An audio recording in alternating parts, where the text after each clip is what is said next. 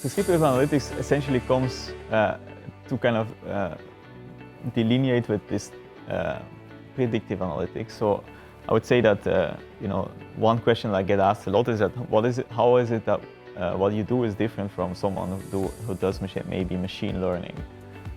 They also seem to make decisions based on data, or at least predictions made based on data.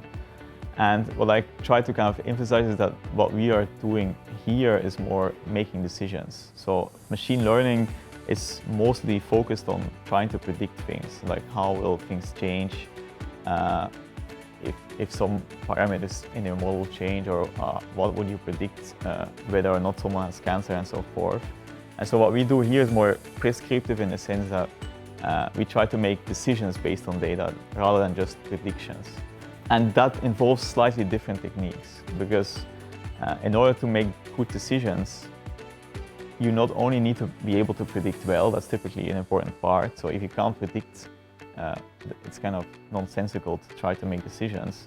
But you also have to kind of realize how uncertain the predictions are.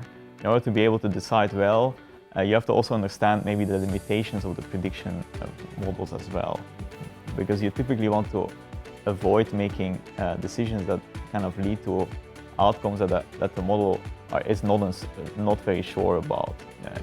It might be better to make something slightly worse that you kind of are sure about, that the model actually knows what it's doing, rather than something that it says is very good, but the model is just very uncertain. So that's essentially the main difference, I would say, between someone who does machine learning. They are most of the time just interested in prediction, versus this kind of prescriptive problems in which also decisions need to be made somehow.